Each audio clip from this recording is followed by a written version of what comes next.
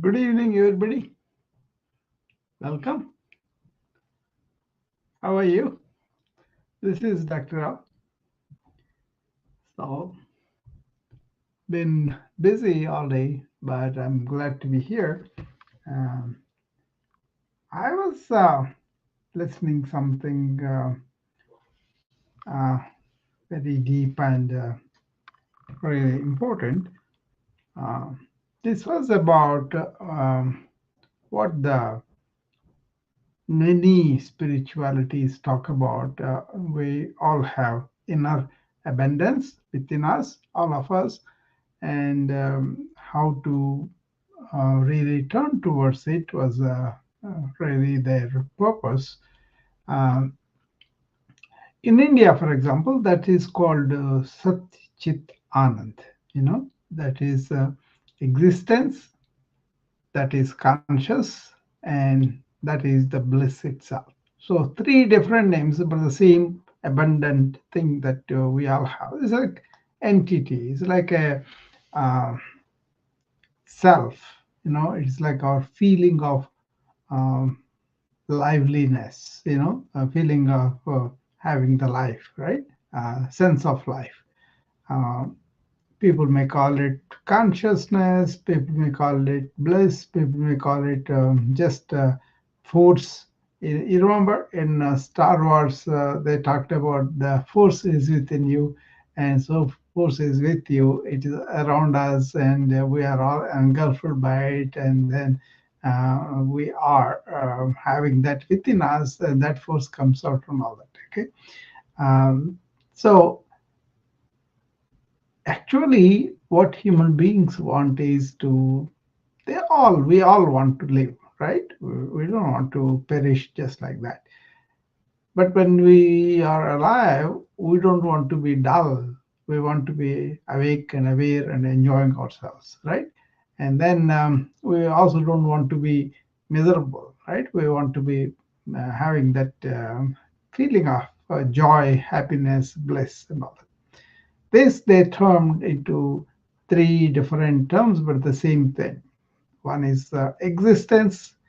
Existence in the sense we always say this is stone, this is stable, this is in everything, right? That is the existence that they're talking about, and all of them are existing. That means existence itself is something permanent. And then they say some of these things are conscious, especially human beings are awake and alert and aware. So that's they brought in that consciousness, which is chit, right? And then not only we are living, we are existing, but also we are alive, aware, and are capable of being really happy and blissful. But then we always go out to find that pleasure, joy in things, in people, in things outward there. That is the revolutionary thing of the ancient wisdom is they do turn yourself towards yourself inside, and then find that dynamic, abundant entity. Once you are landed in that, and then you can see your thought, you can see your body's changes, and then maintain them better. Okay, that's a essence of the wisdom, right? So they had a beautiful poem about that. Purnamidam Purnamadam. That means Purna means wholeness. There's a wholeness is out there, and that has engulfing all of us. And from that wholeness we come. That's why we are also whole. And even if you separate the wholeness from the wholeness, it remains wholeness, right? That's kind of beautiful poem, very popular, thousands of years of old poem, right? Uh, so understanding that, and then really controlling our mind and really turning our attention to inward, we arrive on that. So for that, silence of the mind is a prerequisite. Otherwise, mind will take us outward in a fraction. It will take to the end of the world, right? I can go to India in my mind, in my imagination, and come back in a few seconds. Okay, filled with all kinds of memories, filled with all sorts of experiences in my mind. So get to have that mind quieted, then you can touch this inner abundance. So we may not be doing that all the time, but what we can understand is, um, well, I'm doing some things to get pleasure. Understand the pleasure is not going to be forever. Pleasure will be transient, fleeting, and you're okay as long as you're enjoying, but it is not there, then you're okay too. So if you can have that, then you can get attracted to things. But then when you lose them, you may not have to suffer that much because you know the nature of the fleeting nature of the pleasure. And you can have things, and the things may be comfortable for you or make your life comfortable. But we stand to lose those things, right? That is also life. So by having this permanent abundance within you, you lose things, it doesn't matter, and also all your pleasures, happiness, everything outward is actually a reflection of what you are inside. So that light thrown upon the external things makes you feel happy and pleasurable and all that. Okay. But if you allow the pleasure only, like you're going to see movie after movie after movie, you don't feel like seeing anymore. That kind of thing I'm talking about. Okay. In life also, things come and go, status come and go, money comes and goes, relationship come and go. So it's kind of understanding the whole dynamics of life and understanding that our real abundance is within us, inside us, and that is the savior of so many things, right? So this is a pretty deep subject. Pretty, it is not that everybody is to reach that, but it is kind of knowing this kind of journey is there within yourself, within interior of you, and that by you reach by knowing things, not being ignorant of these things, but then having this knowledge about this kind of thing, that itself changes the perspective on life. Okay, that's what they were talking about. Okay.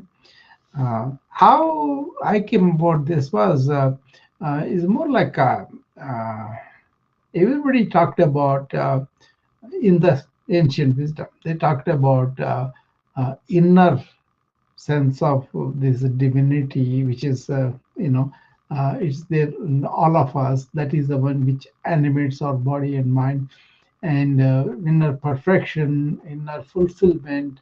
Once you reach that, you don't have to do anything. So there are so many big practices about that. But then essential thing is you just having the knowledge. Then it feels like it's so simple. Why did I miss it? you know. But then we are so many full of our ideas and our conclusions or concepts, they kind of overwhelm us. They don't let us see the simple thing that is within us, which is really fulfilled forever self, right? So to abide in that self is the difficult thing because we have a body, we have to maintain that body, your body can get sick and it can interfere with that. And we have a mind full of so many ideas, so many concepts, so many conclusions that we have. They take us to somewhere, right? So they never allow us to lift that wheel that we form ourselves on the real dynamism, okay, dynamic uh, abundance that we have within ourselves. So first of all, if you can understand there is an abundant entity within us, you got to go and find it yourself. It's not like you just stated and immediately is available. You got to do a lot of work. That is the difficulty. Most of the time, that's difficulty. But then the people who might have stumbled upon, they don't. There's no way to stumble upon something like that. You got to have a deliberate attempt of really taking away your ignorance of this. the awareness of this, the availability of this. If you are aware of it, then you have to conduct a self inquiry. You have to find out what is it, where is it, why I'm not able to see. All those questions you got to investigate and explore it yourself, right? Then you will end up initially you will take away the layers that are covering that abundance, and then you come upon the abundance. It's a self-luminous thing, they said. That means it kind of like a sun, the light comes from it spontaneously. We don't do anything, and then we don't allow it to have anything. It is just self-luminous, right? The sun, that kind of sun is within us. That's the point, right? That won't be, that won't reveal its real self of light unless you take away the clothes that you put it on with your own mind, with your own conclusions. We have covered it up. So take the covers off, then that light from there will come up, and that is a beautiful feeling. That much everybody can tell who has experience with that. But then they cannot say, I'm going to show you the way. No, you got to work, and then you have to find out what is you. Are you really only these thoughts and these activities that come and go, or you are more than that? Then for that you need to take a study of yourself. This is called self study, and this knowledge is called self knowledge. And then you got to go inquiry into that. There's a self inquiry, all self inquiry now. That means you're not going to depend on somebody else telling you something and you accept it. Don't accept anything, doubt it, question it, but then do your own inner study, inner investigation, and then inner knowing happens. And once that knowing happens, then you know that is that real truth and real abundance. And they have different names for that, but then in ancient India, they called that Sat Chit Anand, right? In Jain and Buddhism, they may call it Nirvana. So different names are there. The same thing though for all cultures. I think that's one thing I was very heartened was whatever we do, it is there in other cultures too, and the same thing. And whatever they arrived at the end is the same thing, right? So we don't have to say ours is better than other people. It's just a question of different terms, different ways they do it, and then different formalities they do, and all that. But that's essentially the same thing. That is inner, and then you can go. Okay. So this is significant because most of the people think we are this body and I have this mind, and that mind has all the thoughts and feelings, and I produce the consciousness. That is the wrong thing about the modern era people, is that we think we are producing the consciousness. Our brain is producing the consciousness. But then ancient said, no, actually the consciousness is always there, but kind of we manifest as body mind complex for a while, and then we die at the end of it, right? So you get to really know what is permanent, what is real, what is going to stay there even after your mind and body gone. Okay, that is the consciousness they talked about. That is, they said, it encompasses everybody. It has everybody's, animation is done by that, right? So, well, in that way, mind and consciousness are separate in ancient wisdom. That means you are conscious, and then all the activities happen within your consciousness of feelings, activities, everything, right?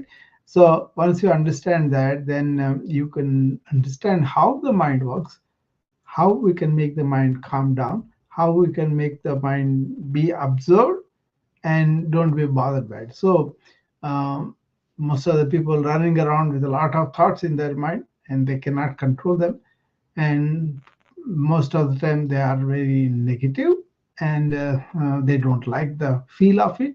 That's why many people who commit suicide, they want to stop the thinking in their head, and they shoot themselves in the head, right? So it's very difficult for people to stop thinking because they don't know. They may go and take a drink or a narcotic medication or anything like that, drugs and all that, right? But then they may seem to have quieted it down for that night or for that moment, but it comes back right away, right? And so they don't really know how to stop it. And but when you really understand that you can watch thought as a witness and then let the thought flow go down, and then you can identify negative thoughts and then change thoughts. Because once you come to one thought, and it's easy to really transform it from negative to positive. Okay, all these are meditation systems to calm the mind down that we can do. And then when you really achieve that, where you gathered all your thoughts, you slowed them down, you observed them, you watched them, then you were able to slow it so much you can go to one thought and stay with that one thought. And that one thought also, you have changed it, or you have transformed it, or you have transcended it. You have gone beyond the thinking, where you find quietness, silent, right? And that silence is this existence, consciousness, and bliss. It itself is the peace. It itself is the conscious and aware. It itself is the bliss. Once you are ended up in that, then staying in that, abiding in that, you can repair the thoughts and observe the thoughts, and also do not allow the thoughts to go wherever they want, right? And also you can observe the problems in the uh, body and be much more efficient in managing them. Otherwise, your mind will take over and it will imagine all sorts of things, and it will make something small much worse, right? So by turning that force around, you're going to take care of the problems of the body and the mind. Okay, so that's the significance. So once you have outward things that are not good for you, you can stay stable instead of getting all over, getting worried, anxious, and all that. You kind of stable, and then you can use your not depleted energy. The energy was saved, and that energy you use to make things better. So that's why this is so important for people. Okay, most of the people are okay as long as everything going according to them, right? And then they're okay. But then the moment something goes wrong, or even a suggestion that it could go wrong, will initiate this anxiety, this stress hormones release, and then things get much worse. So that's why to have the sanity, to have the stability, and to have that quietness in the mind is very important. Okay, you do this twice a day, in the morning and in the evening. You sit down deliberately. You sit down for a period, at least 10 to 15 minutes, and you close your eyes, and then you kind of keep closing the eyes for a while, and then follow your own thoughts, your own activities of mind and feelings and all that, and then let them not go all over. Bring them all together, and then slow them, observe them, watch them, and then convert them from negative to positive. This is the proper way to get our mind under control and use it properly, right? Do that twice a day, then it will be good. And also, as you are doing stuff, don't accumulate the thoughts, because they go to subconscious, they come back to you.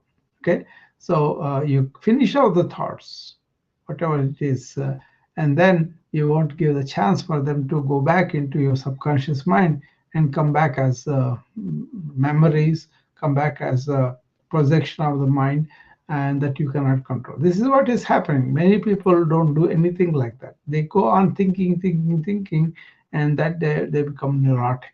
Okay, even the modern people with all this multitasking, listening to so many things, paying attention to so many things at a time is not good.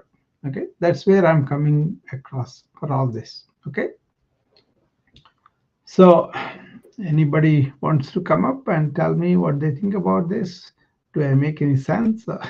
You can always come and tell me about it. If it doesn't make sense, or if some doubts, or your own uh,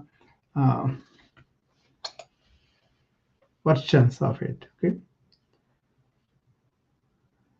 people think the thinking is good. Yeah, it is good if it is pointed to certain way, and it is good after that is done. It kind of stops. That's where people don't know what to do. They think thinking is happening spontaneously and it will go on happening like that, and we allow it. That is a wrong thing that we are doing in modern times where there is so much information overload. There are so many things coming at us, right? Many of them we may not need for our real life. Like we have important things like we have to take care of our family, we have to take care of our craft or whatever skills we have to earn a livelihood, to go and function in the society, to relate to people, to have friendships, loving relationship. All those things are important, right? But then throwing the lots of information that's not relevant to us all the time is become the bane of the modern society now. That's why our mind is exposed to a lot of unnecessary things. And then we allow them to come into us and take a place in our mind. And that's they call like a samskaras. That means you think of something unconsciously and you allow that to strengthen your mind and go into your subconscious mind and stay there. And then when you are suddenly doing something else, this thing comes up. It's like a cycle, right? And then you got to um, deal with that. Most of the time, people may not pay attention. So you are sitting down, you want to meditate, and you sat down and closed your eyes, and suddenly these thoughts come up. That is the essence of what you need to do is to you are putting all your thinking under fire and they are coming up and deal with them and dispose them of completely. That is what you active way of doing meditation. Then at the end of the 10 minutes you have cleared up all that junk that was there in your mind. That's the purpose of sitting down and dealing with our mind and controlling the thought, like not forcibly, but just by observing, just by taking note of what is important or what's not, why should I be worried about. The more you think about it, the more it will reinforce.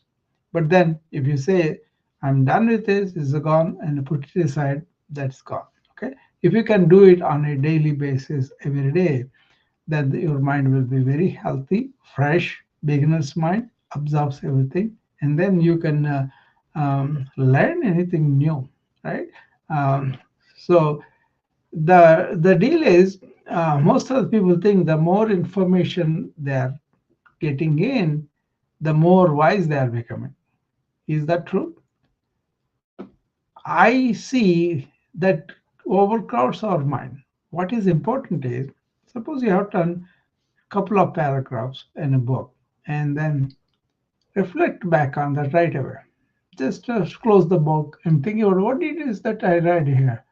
And the author is trying to tell you something. It could be technical, non technical, whatever. Then you recall it and you think about it and you come to, okay, this is the insight I have from reading this.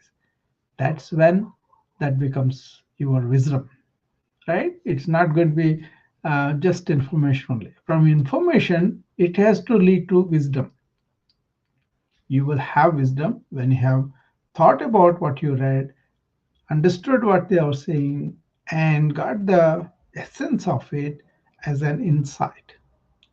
And then you will be able to really use that wisdom in your life, emotional life, or outward, whatever, right?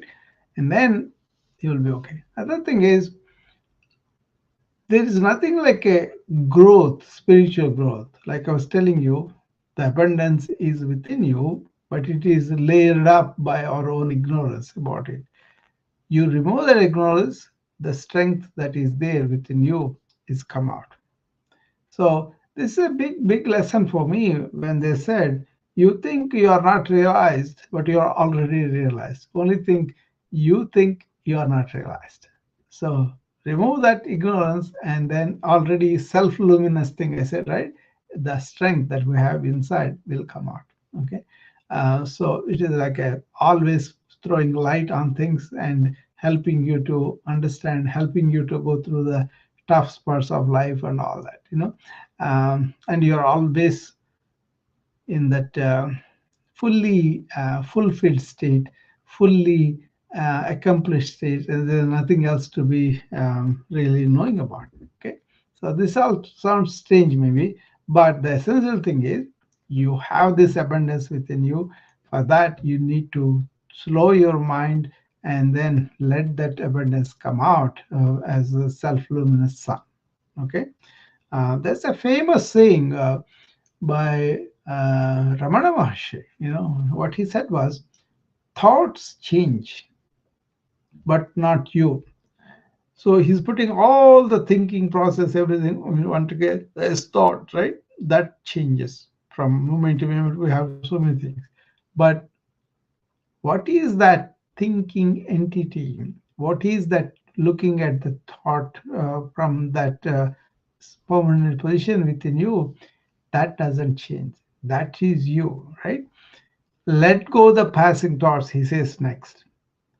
Let them all go, thoughts, and then hold on to your real self, that abundant self. Okay, so you just ask where this thought came from, and then self reveals by itself because it is self luminous. So there is a body, there is a mind with the thoughts, and there is a witness consciousness that is witnessing the arising of the thought going through you and then ending, right? But we kind of identify with the mind. We think these are the thoughts that we are. That's the way the mistake is. But then, if you are aside from the thought and observing it, then thought subside and self-luminous real self of ours comes out. That is already there. The strength, the fulfilled thing, the joyful thing, the blissful thing is already there. It itself is the peace. It itself is.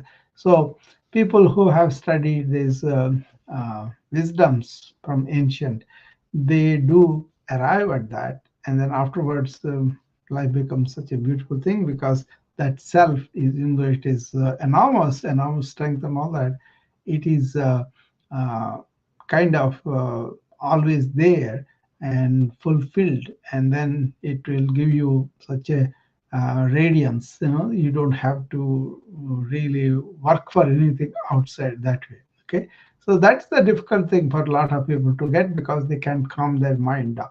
So it's not accumulation of information, it's the insights of that, and then afterward you don't need that knowledge. You can be staying in that peace and then blissful conscious being.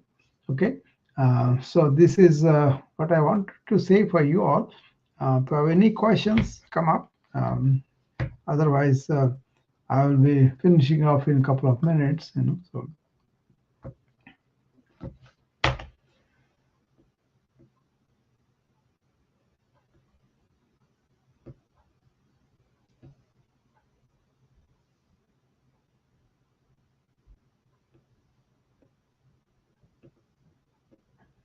So whenever you hear me or anybody who is going on to this ancient wisdom, look for that insight.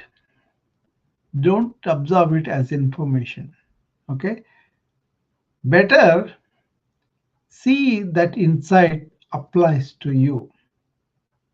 So suppose I say, calm your mind down.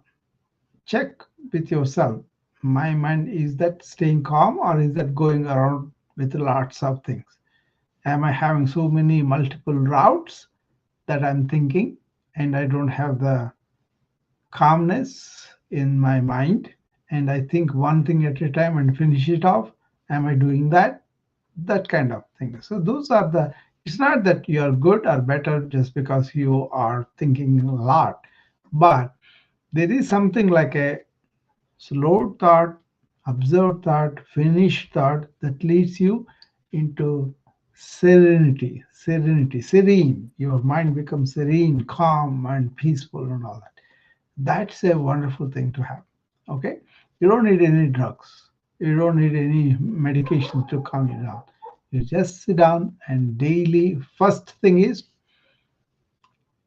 put some time every day, morning, evening. You don't have to be 10, 15 minutes. If it's too difficult in the beginning, just a minute or two.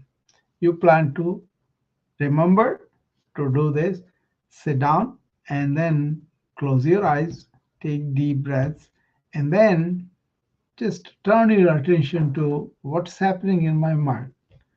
If you have too many thoughts going around, then you want to bring them all together. What is this all about? What I'm thinking? What is it about? Is that important or not?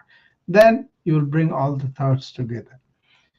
Then you just stay with that stream of thought, thinking coming and going, coming and going. Then slowly, after a certain time, it will go down. Right? Certain time means not the time at that sitting, but over a month or 2 months or 3 months. You will calm it down, and then this deep breath also helps to calm it down. Then you say, okay, I'm following 3 or 4 thoughts now. Can I go to one thought and stay with it? And that's the next step you will see. So you kind of sit down and get the thoughts together and watch them and slow them and then follow one thought. And at the end of one thought, you can say, what is it beyond? Then you will land up on that silence. But if you cannot stop the other thoughts coming in, impinging on you, then you can focus only on one thought and figure it out, finish it off. Okay. And then do that every day. Increase the time from 1 minute to 2 minutes, 3 minutes, 5 minutes at the end of one week. Then stay there for 6 weeks or so. Then go from. I'm just average. Some people may do it 10 minutes at a time. Okay, some people cannot even sit down. They don't want to remember this. They just allow the mind to run wherever it has. It doesn't. So it doesn't have to. You can concentrate your thoughts. You can watch the thoughts, you can slow down the thoughts, you can come to one thought and go beyond one thought into the silence. And once you are in that, then you will have silence even when you are not sitting down, closing eyes. Okay? You can be in that silence and then use the conscious thought. That's where I talk about be in awareness all the time, not in thought, be in awareness. Then consciously think when you have something.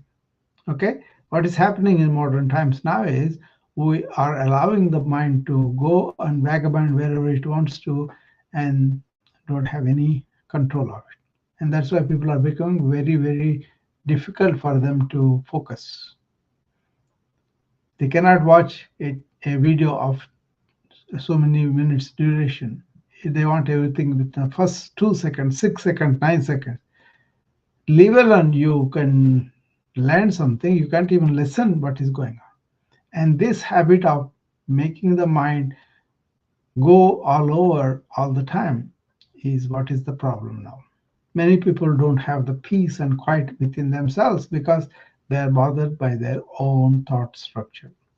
Okay, so know that there is a Sat Chit Ananda, there is a perfection within, and that is existence, consciousness, and bliss. That is, what is existing is aware, is itself bliss. It is itself the peace and happiness that is there within all of us, no matter what it is. But whether you reach it or not depends upon your sadhana. They call sadhana means effort, practice. This is the way to practice.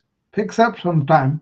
It could be a minute to 5 minutes to 10 minutes, whatever, and sit down. No matter whatever happening at that time, just sit down and close your eyes, take deep breaths, and focus on the thoughts and bring them together.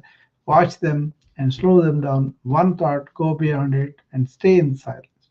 And later on, as you are going around, your thought is slowed down so much. Between thought and thought, you can see the silence. So thoughts are coming out of that silence. And then you will slowly establish in the silence, and then using the conscious thought. Try that, and then try it and see whether that will appeal to you, and how you feel about it, and how effectively you will lead the life's challenges, and you will be um, really having a lot of energy because you are not wasting it unnecessary thinking. That's the insight of this. Don't waste your time listening to different people and thinking without any purpose, and then allowing the thought go all over. Then you will be spending a lot of energy through the unnecessary thinking, and that will drain you. Okay, so with that, I think I have spoken enough. Unless somebody wants to come up and talk to me, I'll be closing this room. Okay.